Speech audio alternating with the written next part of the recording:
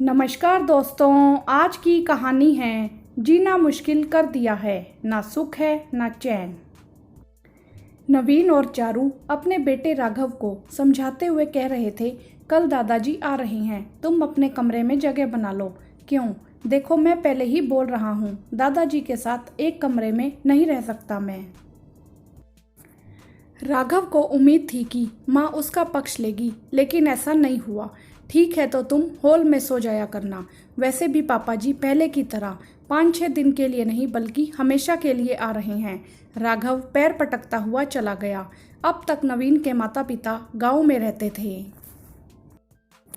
नवीन उनकी इकलौती संतान है। बहुत बार कहने पर भी दोनों नवीन के पास रहने नहीं आते थे। कहते, हमारा मन गांव में ही लगता है। नवीन साल भर में 1-2 बार गांव जाता था, तो कभी वे लोग आ जाते थे, पर ज़्यादा समय नहीं रुकते थे। पिछले महीने नवीन की माँ सोई तो फिर उठी ही नहीं। 13वीं के बाद चारू ने अपने ससुर कैलाश जी को समझाया, पापा अब तक आप दोनों थे, लेकिन अब आप अकेले यहाँ कैसे रहेंगे? पापा, मैंने सब इंतजाम कर दिया है, आप हमारे साथ चल रहे हैं, नवीन ने निर्णय सुनाते हुए कहा। कैलाश जी सर झुकाए बैठे थे। मंथन चल रहा था। जीवन संगनी का जाना, शारीरिक अस्वस्थता, नई जगह सामंजस्य का डर और बच्चों का स्नेह, कुछ समझ नहीं आ रहा था। कुछ सोच बोले, ठीक है, लेकिन अभी तुम जाओ, मैं अगले महीने आ जाऊंगा। नवीन और चारू वापिस आ गए। दोनों पिता की मनोदशा समझते थे, लेकिन 17 साल का राघव नहीं समझता था। अगले दिन कैलाश जी आ गए। नवीन तो दफ्तर चला जाता, लेकिन चारू कैलाश जी का पूरा ध्यान रखती। समय पर परहेज का खाना, दवाई, शाम को अपने साथ ही घुमाने ले जाती।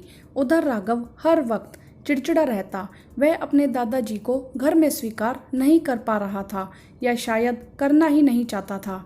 ऐसा नहीं था कि कैलाश जी समझते नहीं थे, लेकिन अनदेखा कर देते थे। रविवार का दिन था। नवीन और चारू को बाजार जाना था। सुनो राघव, मैंने खाना बना दिया है, तुम 2 बजे दादाजी को खिलवा देना, उन्हें दवा लेनी होती है। ठीक है, राघव ने लापरवाही से जवाब दिया और मोबाइल में व्यस्त हो गया। 2:30 बजे कैलाश जी ने सोचा, खुद ही खाना खा लेता हूँ। जैसे ही रसोई में दाल डालने लगे, ना जाने कैसे दाल का डोंगा नीचे गिर गया।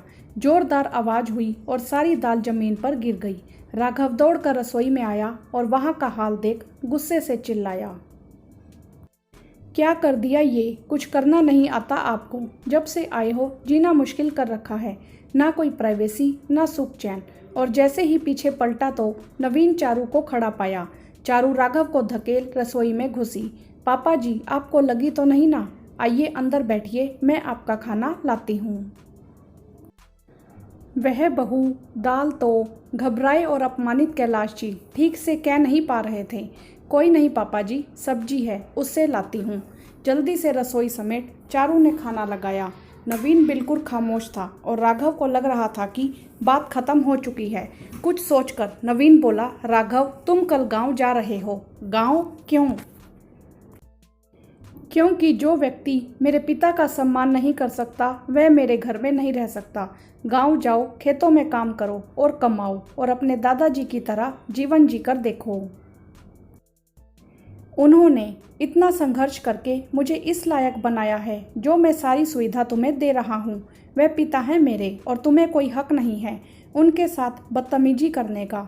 यह घर मैंने बनाया है, लेकिन इसकी नींव का पत्थर मेरे पापा हैं। उम्र के इस पड़ाव पर ही संतान की जरूरत होती है। आज तुम उनसे ऊंची आवाज में बात कर रहे हो, हमें तो घर से निकाल ही दोगे। सामान बांध लो।